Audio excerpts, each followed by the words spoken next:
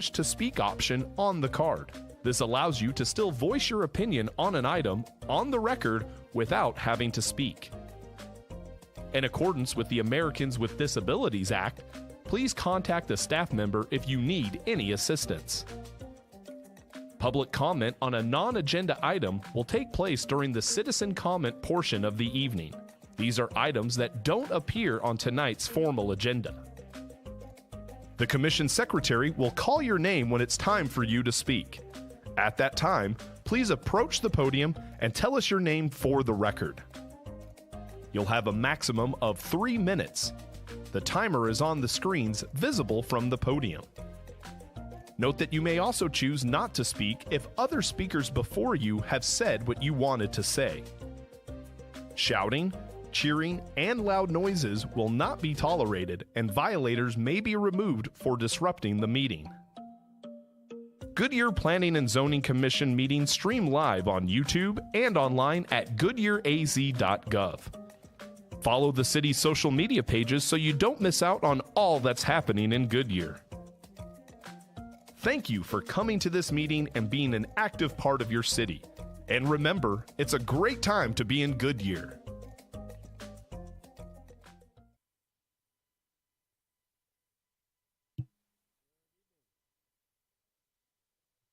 Now I'm on. Good evening. The Planning and Zoning Commission meeting for Wednesday, May 10th is called to order. Please join me in the Pledge of Allegiance. I pledge allegiance to the flag of the United States of America and to the republic for which it stands, one nation, under God, indivisible, with liberty and justice for all. Will the Secretary please note the roll? Commissioner Sambito is present. Commissioner Booth is present. Commissioner Wang is present. Vice Chairman Clymer is present. Chairman Kish is present. Commissioner Hegedus is absent. We have a quorum. Thank you. At this time, I would like to take a vote on excusing Commissioner Hegedus from tonight's meeting. Can I have a motion and a second? I have a motion from Commissioner Booth and a second from Commissioner Sambito. Please vote. Motion passes. Thank you. Item number 1 is to approve the draft minutes of the Planning and Zoning Commission meeting held on April 12th, 2023. I need a motion and a second. Commissioner Booth is giving me a motion and seconded by Commissioner Wang. Please vote. Motion passes. Now is the time for citizens who would like to address the Planning and Zoning Commission on any non-agenda item. Are there any speaker cards? This is an opportunity for commission members to disclose any ex parte communications they may have had prior to the meeting on any agenda, any item is scheduled for discussion on this agenda. Any ex parte communications? Seeing none, we'll move forward. Item number 2, Southwest Specialty Foods rezone has been removed from tonight's meeting and will be renoticed when it will be considered in the future. That allows us to move right on to item number 3, a special use permit for U-Haul. And with that, I will open the public hearing. Steve Careccia will present. How you doing, Steve? Mr. Chairman, Commission members, good evening. Do have a special use permit before you tonight. And I will go over the location first here. It's about 4.5 acres, and here we are. It's on the north side of Van Buren, just east of 137th. Here's Litchfield Road here. We're about a quarter mile east of that. Surrounding this parcel, it's mostly non-residential. We got a mix of commercial type uses, light industrial kind of wrapping around. This piece here is developing. This piece here will be also Commerce Center developed, existing shopping center here also to the east. As we go south, we go into now the city of Avondale, and here we have some retail commercial type uses along the south side of Van Buren Street. Wanted to point out the nearest single-family residential is about 430 feet here to the south, and this here, though, is a multifamily apartment. And again, here is the 4.5 acres kind of nestled in all those uses. So what's the background of some of this property? Again, it's about 4.5 acres, initially rezoned in 2002 from single-family to our C2 General Commercial District. 2007, we did have a site plan for some retail shops here that has since expired. 2021, we had a minor land division, created the 2 lots, the one for the proposal tonight and then that small little notch. So the proposal tonight is on lot 2 of that minor land division. And given that it's C2, storage facility, that requires approval of a special use permit. And so the item before you tonight is the request for that special use permit, storage facility, along with some retail sales and truck trailer rental. Here we have the site plan that was submitted with the SUP. And we've got a 4-story building just north of Van Buren. That'll be where the storage units are, a little over 1,000 units in here. We'll also have another building in the back here. That'll be for the U-boxes that they'll come in after they pick them up from somebody's residence. They'll be dropped off here, loaded in the building. We also have a truck trailer staging area proposed back here. And then customer parking kind of along here, along the west side, along 137th and north side of the building. With this configuration of the site plan that they submitted, U-Haul does propose all kind of customer access is on the north side of the building here. So all kind of activities will happen here as well as in the back here. So along the front, really, it's just building frontage and their landscape set back here. They'll have, with this site plan, you will have 2 access points considered, one from 137th and also another from Van Buren. And I should point out, just if you notice some of the stipulations reference the city of Avondale, that's controlled by them here. So all of this Van Buren Street is under their jurisdiction. Okay. And so these are the building elevations they submitted with the special use permit. So this is the main building. So this is what you would see from Van Buren Street here. And staff did work with them to get a mix of building materials, stucco, brick, stone, and a mix of colors for the building. So this is that north side where the customer interface is here. So this faces internal into the proposed property here. And then this is for the U-Box building here, some of the elevations that are proposed. So we did, for this public hearing, we did go through all our processes as required. So one of those is the neighborhood meeting. That was held on April 25th. And we sent postcards out to all property owners within 500 feet. And we had no one in attendance at the meeting, and we also received no opposition to this request from that postcard. For this public hearing, we did post the property to the legal ad in a paper and sent out another postcard. Again, no public inquiries or opposition to this request. So in looking at the special use permit, staff does go through a review. So what we did find, it wouldn't be detrimental to the neighborhood or general public. It'd be compatible with the existing and permitted uses in the area. Again, we were looking at an area that is predominantly commercial, light industrial, really no single-family residential. Closest is 430 feet from the site to the south, so we found that it would be compatible with those uses. So it addressed the zoning ordinance criteria for the SUP with the recommended stipulations that are in the staff report. So with that, we are recommending approval of this application. And if passed tonight, it would go, next step would be City Council on May 22nd at 5 p.m.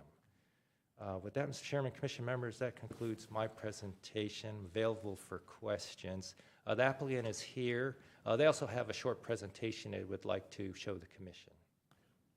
Are there any questions for Steve? I just had one in regards to size. At 4 stories, it seemed higher than a typical U-Haul. Is that typical, atypical, or is that similar to some of the other storage facilities in the area? I just didn't know if that, it seemed big, but 1,000 units seemed big, but I don't know if that was just a larger size than typical. No, Mr. Chairman, that's a good question. If I could probably defer that to the applicant. Maybe they can shed some light on that one for us. Okay. All right. Thank you, Steve. It's 53 feet. Yeah. Good evening. My name is Gerard. I'm with RK Architects. I apologize for my voice. The U-Haul is usually typically 3 stories, but since we were kind of constricted with the setbacks for SRP, we eventually had to go to a 4-story to get the typical number of 1,000, which is a typical number, but that's the reason why we had to go 4 stories. Okay. One other question regarding the traffic pattern going in and out. Is Avondale working really well with you in regards to? Yes, making we've sure- actually got their approval. We actually have the sign off on them looking at it, and they're okay with our drive that's off of Avondale, correct? Awesome. Thank you. Thank you. Are there any other questions for the applicant? No. All right. Thank you, sir. All right. Would anyone in the audience like to speak on the topic? Okay. With that, I will close the public hearing. And may I have a motion and a second for a special use permit for the U-Haul? I have a motion from Commissioner Zambito and a second from Commissioner Booth. Please vote. Motion passes. All right, thank you. All right, moving on to business. Item number 4 is an update on the general plan 2035 by Steve. Planning Manager Matt, I'm going to really destroy this name, I apologize. Klizeco? Wow, I apologize. And Michael Baker International. We're pleased to bring this item before you. A lot of work has been going into this update, and I have to commend Matt and his team. They've been doing the bulk of the work, a lot of this public outreach that you've seen here, a lot of the work that's gone into it. So with that, Mr. Chairman, I'll turn it over to Matt, and he will provide you with a great update of what's been going on to date.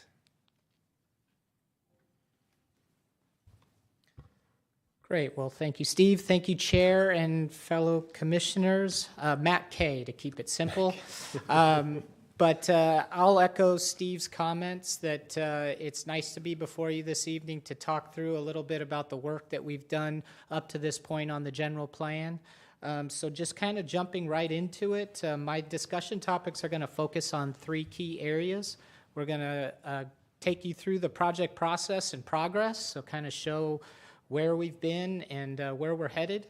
Then we'll get into community outreach and feedback, so express kind of the efforts we've done to get out to the public, as well as obviously what we learned from the public. And then I'll close with just a brief synopsis on the takeaways of how we applied that outreach to the general plan, and then close on some next steps. So this graphic is one that we use quite a bit to share with the public the process involved with the general plan. There's a lot going on this slide, so I'm not going to read every line, but what we're looking at here is just a capture of the general plan process is really broken out into 3 primary phases. We have our recognize phase, enrich, and achieve. And then intertwined through all of that, as you can see, is a 4th phase, engagement. And so within this process, we kicked off the overall effort in January of 2022. And you can see the subtasks that were involved with each of those phases. And at this point in the process, we're actually getting close to the end of our enrich phase. So we've gone through a lot of our primary outreach efforts. We've had a lot of our general plan committee meetings, a total of 7 of those. And what we're getting ready to move into is the 60-day review process. And if you're familiar with general plan amendments that maybe have come before you previously, very similar in terms of this 60-day or 2-month review process is mandated by state statute, and it's the period where we let the plan marinate, we put it out to the public, share it with adjacent communities, share it with state agencies, and collect all that feedback. So that 60-day review process is scheduled to begin in June, and obviously will go through July. At the culmination of that, you can see from the slide that we then get into our achieve phase. That phase is where we'll be continuing to refine the plan based off any feedback we've collected through that 60-day review period. So I should clarify that during that 60-day review period is an opportunity for us to come back before you and talk a little bit more about the plan based off of any conversations we have this evening. And then naturally, during the adoption phase, we'll have some additional work sessions to talk through the input that we collected in the 60-day review, any refinements we made. And then that process requires actually 2 commission meetings. So we'll have one off-site where we'll walk you through the final components of the plan. And then I believe most likely the second one, I think, will be on-site where we'll actually go through the formal, hopefully, recommendation to council. So once we go to council, again, we hopefully that they agree and approve the plan as well. But the process doesn't stop there. Unlike where we might have a major or minor general plan amendment and council approves it, this process ends up going to the public for final ratification. So you can see there that our anticipated vote we're working towards is the May 2024 election for final voter ratification. And I always like to kind of throw in there that last bullet point at the end there. A lot of people look at this schedule and go, wow, that May 2024 is kind of ways out there. Can't we get this done a little quicker? And we would like to, but state statute actually mandates that we must have the plan done 180 days before the election in order for all of the required steps and processes to take place. So during that 180 days is when we'll be working with the city to keep the general plan top of mind with residents. So that's the challenge of that next part of the process, is to remind residents that the plan's out there. We can't necessarily advocate for a vote one way or another, but we can at least inform residents of the process that was involved.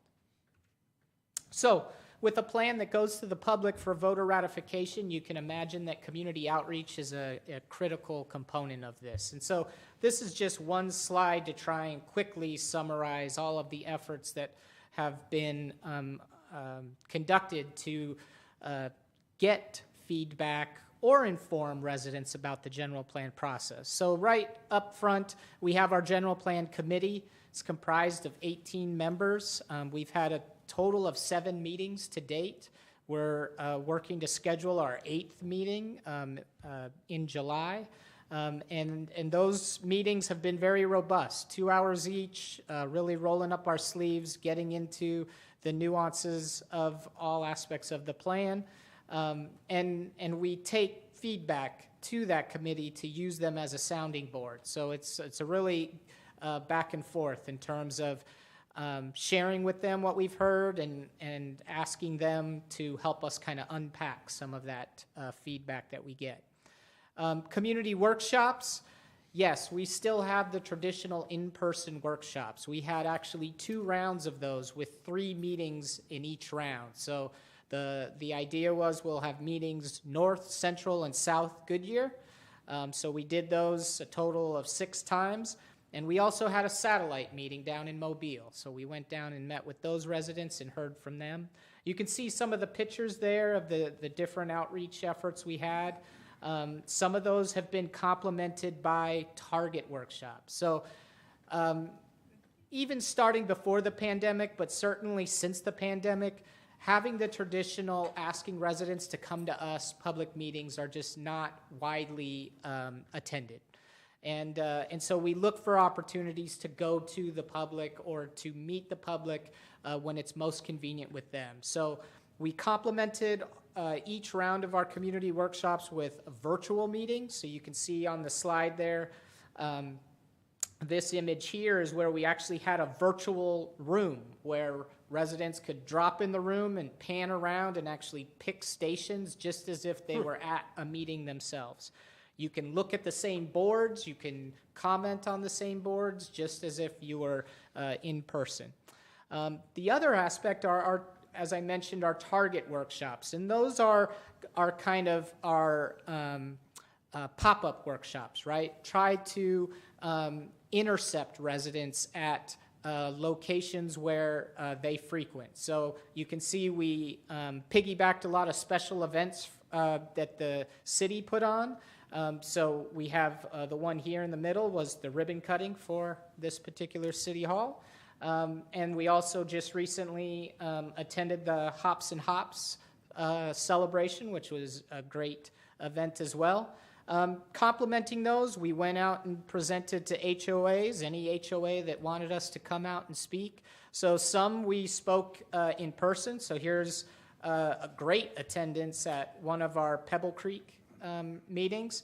But we also presented to Canyon Trails in their board virtually. So however HOAs wanted to interact, we were more than willing to do that. Naturally, we don't want to just focus on our adults, if you will, in the community. We also wanted to hear from our youth. So this is one of the more, enjoyable, I guess, aspects of the process, because your youth commission was fantastic in terms of the sophistication, if you will, of their thoughts and comments. It really kind of blew us away in terms of their perspective on what type of community they want to see in the future, that if they were to go off to college, that they would want to move back to, or that they would want to stay and live within. So it wasn't an effort of just listening. We took those comments to heart and incorporated those into the plan as well. And then naturally, we met with stakeholders. So that's meeting with state land, meeting with Rio Reimagined, which is kind of championed by ASU, and other stakeholder groups to make sure that we're not just reaching out to residents. We reached out to the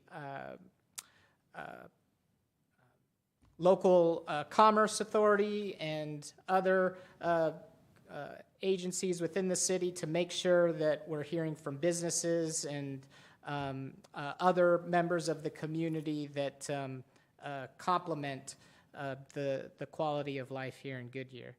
And then I'll close with the supporting outreach. We have a great project website.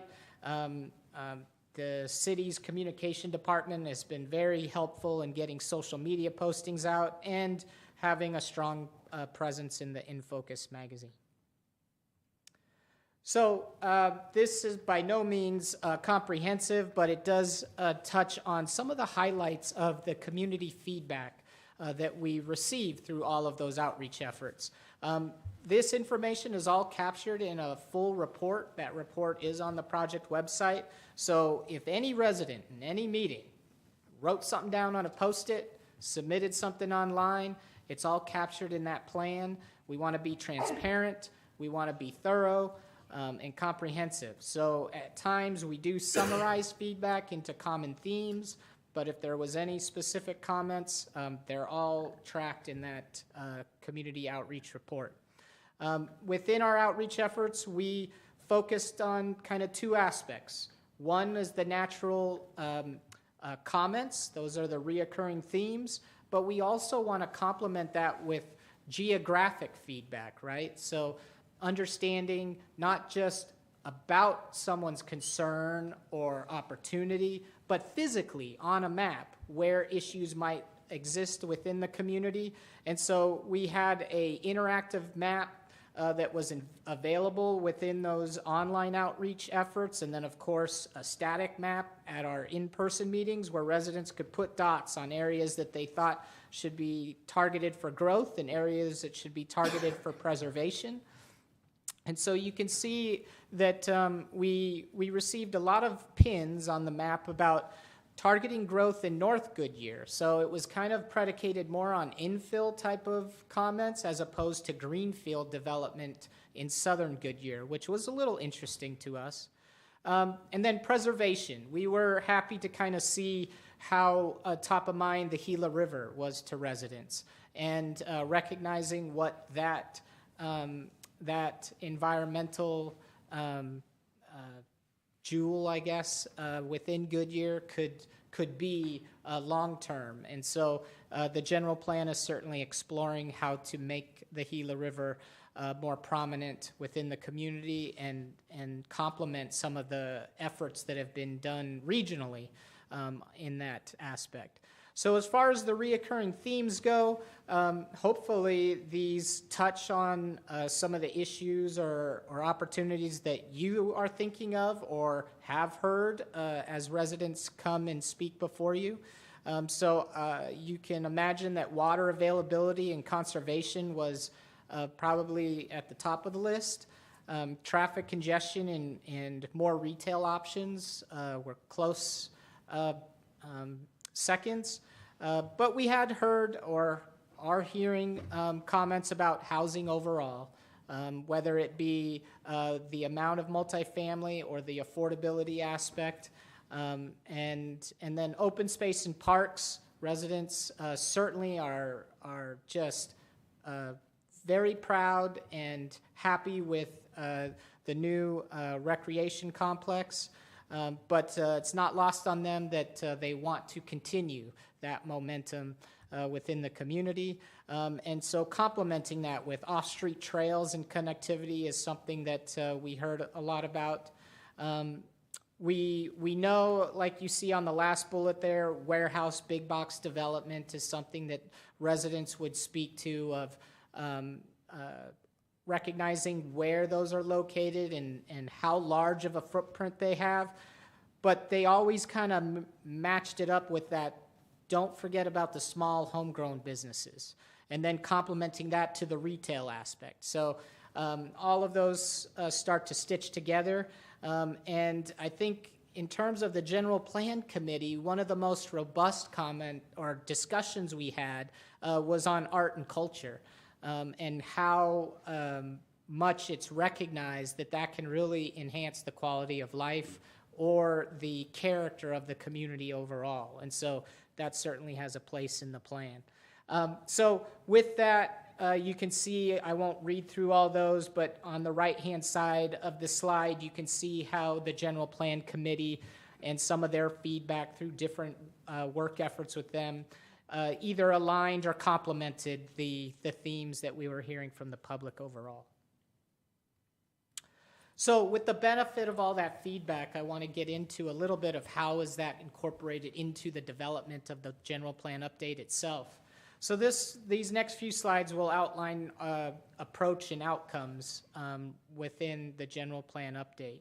So one of the first things we do when we're updating the general plan is look at the vision statement. That's the foundation of what everything in the plan needs to roll up to. And so it really sets the tone for the plan. And so we took the existing vision statement, which is in the yellow box to the right.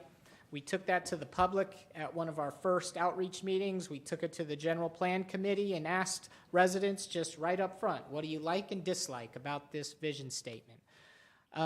We also complemented that with the existing general plan utilizes a set of fundamental strategies to kind of clarify focus areas relative to the vision statement. And so we asked residents to also comment on that at the same time. Both of those together, most of the feedback we got was wanting the vision statement and fundamental strategies to be a little more robust, to expand a little bit more on what we mean by those statements, and to help kind of distinguish, if you will, Goodyear from any other community. And so there was thought that maybe the vision statement was a little too succinct, and can we expand on that? And then the fundamental strategies, everyone supported the fundamental strategies, but you'll see in the next slide, one of the things was they somewhat felt like how they were getting addressed in the general plan got a little lost. And so we tried to do some work on how can we make a stronger connection to what it is this plan is saying and trying to achieve.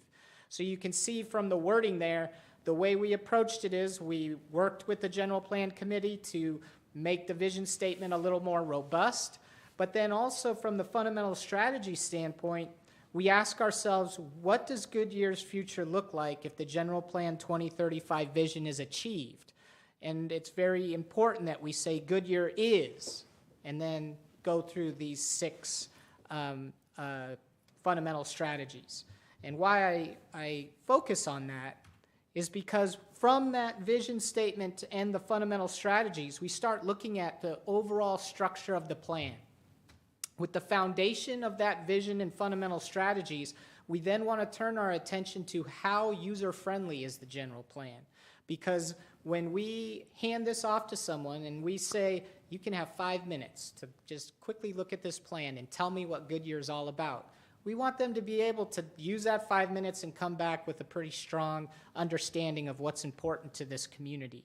And so when we looked at the structure of the existing general plan, it was very sound. It was already forward-thinking 10 years ago.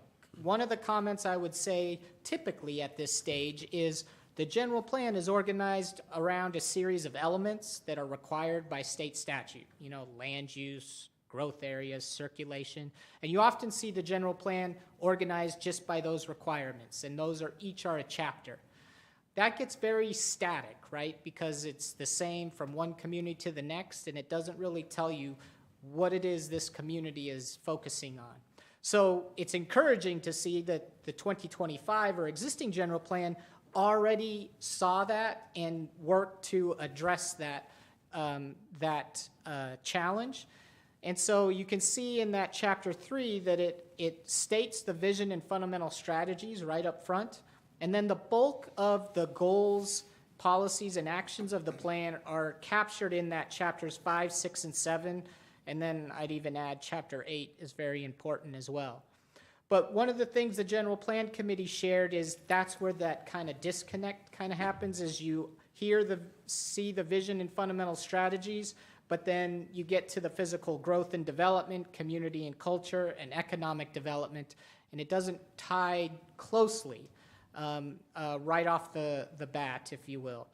The other comments that we heard is that some residents and members of the General Plan Committee thought that the nuances of having goals, objectives, policies, and actions got a little too granular, and could we maybe simplify that without the hierarchy there. So with that input, we recalibrated the structure of the plan, and you'll see that we took those fundamental strategies. So right up front, we say, here's our vision and fundamental strategies, and then we use those fundamental strategies to actually be the chapters of the plan.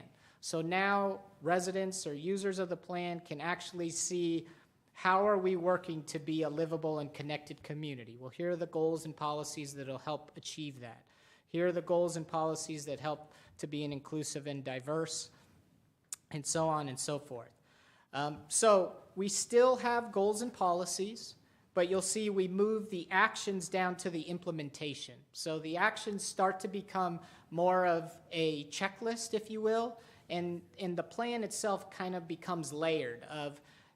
It gets more detailed as you get deeper into the plan. So if you're just a resident referencing the plan, you can get the highlights up front. But then if you're a property owner or an attorney, then you start getting into the design standards, then you can get into the actions and some of the other implementation aspects of the plan that most of the general public may not reference on a regular basis.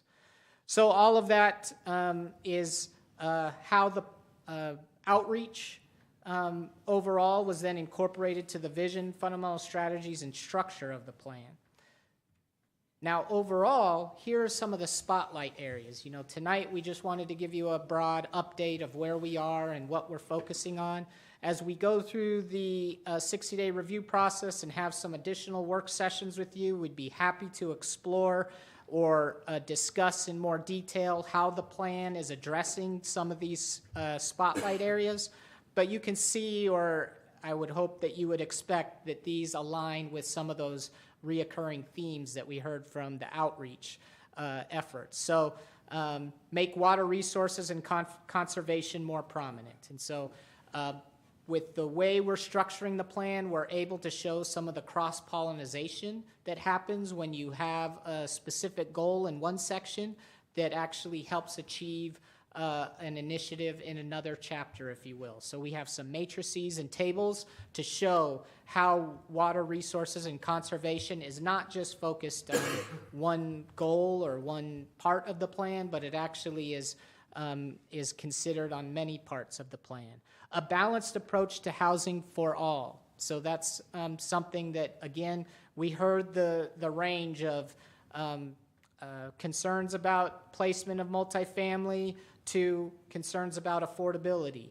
And so in talking with the General Plan Committee and hearing from the public, what we're really hearing is that they want to be a community for all, that we have to have housing that is dynamic from an income standpoint, that we're not just focusing on affordability, we're not just focusing on single family, that we're focusing to meet the demand for housing across all housing types. One of the other things is refine growth areas to promote retail. We heard a lot when we were speaking to the 200 or so attendees at our Pebble Creek meeting. One of the residents got up and said, "Where's my Tommy Bahama? I want a Tommy Bahama." And so we heard a lot. I think the most prevalent, I'm sure you could all guess, is a Trader Joe's. It's standard across the board. As you know, we can't necessarily require or dictate what retail physically locates within Goodyear, but we can certainly create an environment to encourage the type of retail that we want. And so that's where we refine our growth areas to try and accentuate the areas where retail would thrive or best serve the residents within Goodyear. Commit to quality design practices. We heard from the community that, yes, we recognize we're a fast-growing community. We recognize that there are a lot of different land uses that are coming to the community, but it doesn't mean that we have to sacrifice quality for that growth to happen. We were beefing up some of the language to really set the stage for future efforts that the city is working to undertake relative to design considerations. Support emerging technology to enhance travel options, so kind of relating to that congestion aspect and recognizing that to deal with congestion isn't just about building more roads or making roads wider. It's going to take a comprehensive approach. And so part of that is looking at these emerging technologies, whether it's micro-mobility in our electric scooters to get locally around, or whether it's off-street trails and considering electric vehicles within the community, or something that's to come, right? That is maybe not necessarily widely utilized within the community presently.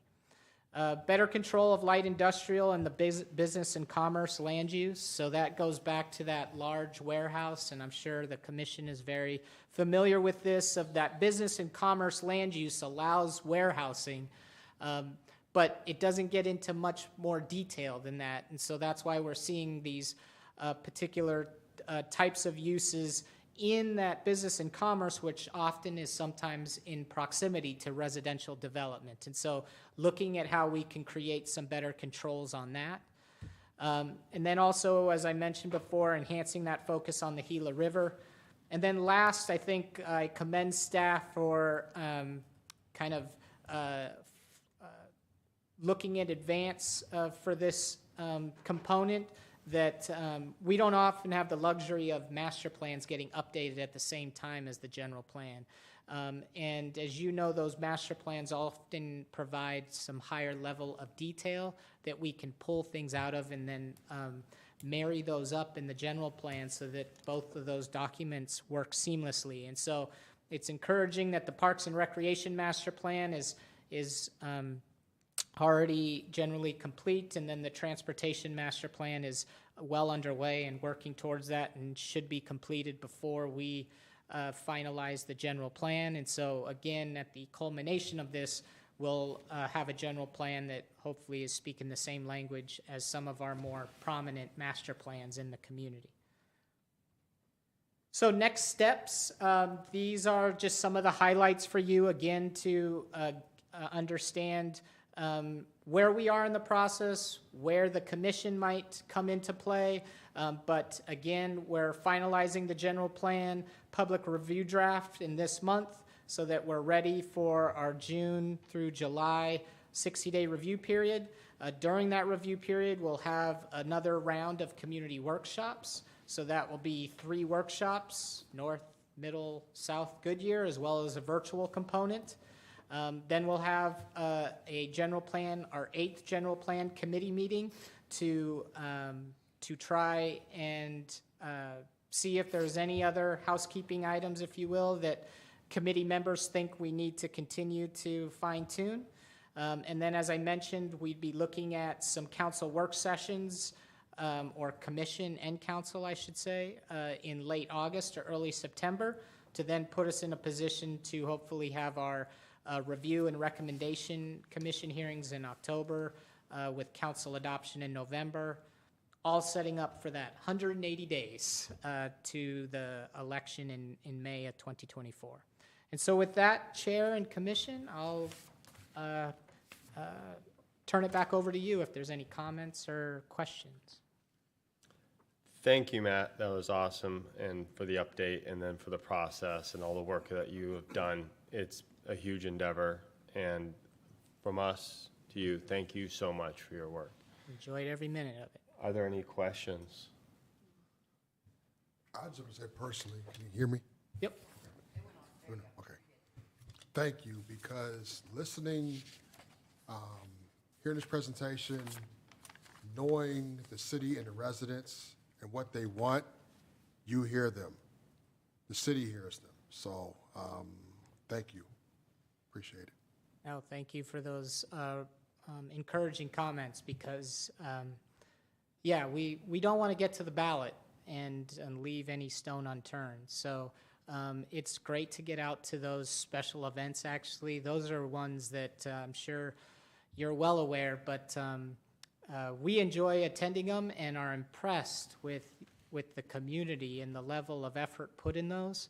And the outcome is clear, because residents come up, in different communities, we always hear about what are the concerns. But in Goodyear, there is a solid traction of positive feelings with, a little of, but let's be mindful of these areas where we want to make sure we balance things out. So completely agree with making sure we're hearing and listening from the community about what their concerns are. Just a point to make after the session, the 60-day, where it marinates, essentially.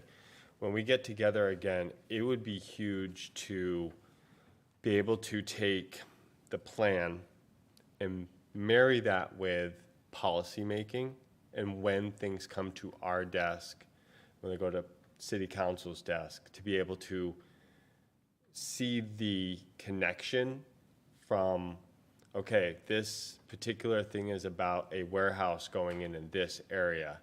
We'd love to be able to learn how to marry that and also connect that to the work that's been done, to make sure that we and the City Council can work through what is being said in the general plan and make sure that our lenses are able to think through that while we're discussing items up here that, reflect that we want our discussion up here to reflect what is wanted in the general plan.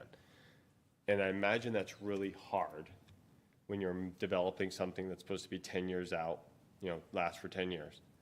And the economy changes, development changes, people want different varieties of housing, this BTR craze that's going through Goodyear, no one ever saw that coming. But to make sure that we're able to talk to the general plan when we're making discussion points here, because it's sometimes hard to remember, okay, that point in the general plan about congestion, traffic, safety, that was in the general plan, and this point right here doesn't marry up to that. Does that make sense? It does, actually. I think that's a fantastic comment. When we're presented a report from staff, typically they're saying that it's finding in conformance with the general plan. Today, it's in conformance with the 25. Maybe what you're asking for is that, is there a way for staff to highlight some of these things as opposed to just putting it in verbiage that it's in conformance with the general plan? Because that's something that we read all the time, but maybe there's a way to draw it out and highlight it.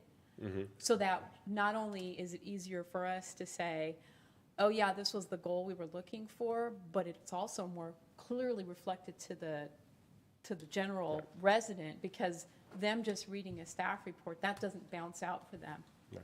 So No, that's exactly. I agree. I needed that articulation because sometimes something comes to us and we're like, you know what, there's something just off about this particular project where it doesn't conform. This was a long time ago. I remember there was multifamily going up against the highway. And I was like, you know what, this doesn't conform to the general plan. I do understand how hard it is to be lockstep with every single thing. But at the same time, I was like, this just doesn't feel right. So to have the conversation about the general plan and the developer at the same time, there's a concession or there's a middle ground we can meet, it would just be helpful to like have that developer and stakeholder in every meeting understanding the general plan, understanding The vision. The Have us all vision. focused on the vision of the community that's actually participated in updating it. Yeah, it's a lot of work, and it would be awesome to make it have teeth so that we make it happen. Now, we have some huge wins.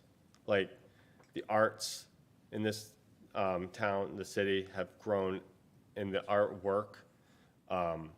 The Goodyear Ballpark, where that's going to be possibly a place where we can have an amphitheater, or you know, the planning session that had to do with that was huge, and that was amazing. Electric scooters, the public transit, you know, the constantly, I love the trails. In every community there's trails, so we nail it on every aspect. But there are some things like the Gila River. How do we protect that area better, or how do we amplify that area better when we're discussing light industrial going not right up to it, but in the area of it? And I'm like, well, so there's give and take, of course. We'd have lots of wins, but there are some things that you're like, oh, this doesn't quite hit the general plan right on the head. So to be able to speak to that, have that work session, be like, okay, to be able to speak to the developer and have the conversation and discussion here when we're making policy, we're putting the vision to council to make policy. That would be a huge thing. And I think that's excellent feedback. We're happy to work with staff on that. And as you were kind of sharing those thoughts, it came to my mind that I think the structure, how we're revising the structure of the plan, will be one of the first steps to that. Yeah. Of the fact we're kind of accentuating the fundamental strategies by chapter. And so you can kind of even quickly see, okay, well, these are the 6 areas we're kind of keying into. How is this project relating to those 6 areas? Absolutely. Yeah, it looks way more user-friendly and able to be flipped through easily to find and highlight items. So, yes, I agree. Any other statements or concerns? Or? You did a good job. Took all the words out of my mouth. Appreciate it. Awesome. Well, thank you. Right. Staff communications, are there any more? Yes, I do have a couple communications. Oh, thank you. One, we did receive a letter of resignation from Carl Hamilton, so we do have a vacancy on the Planning and Zoning Commission. So I believe we're still accepting applications for that, if you know somebody. Also, the items that recently came before you, you heard a public hearing for rezoning at Ballpark Village, which was approved by council. The special use permit at the Bishop Airfield, that was approved. You also heard a use permit for Circle K. That's been continued. There's been activity in the Pebble Creek neighborhood. It's currently scheduled for May 21st, but it may get delayed again.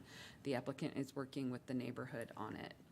Also, the Celebration Plaza rezoning that you'd seen at the meeting before went to City Council and was approved as recommended by the Planning and Zoning Commission. If you remember, you changed the staff recommendation and Council accepted the Planning Commission recommendation. Is that the one where we went to the original verbiage from the? Yeah. Kind of flip, yeah. Yeah, there was a step that staff had added and the commission removed it and the council adopted it as it was forwarded to them. I heard from several people in Pebble Creek after the fact, and I said, well, where were you at our meeting last month? It was even on our radio, people said come, and nobody came. So.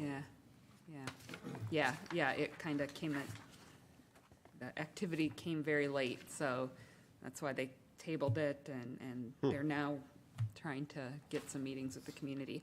I believe it's May 17th, they have a neighborhood meeting scheduled, so they said they were sending out notices about it.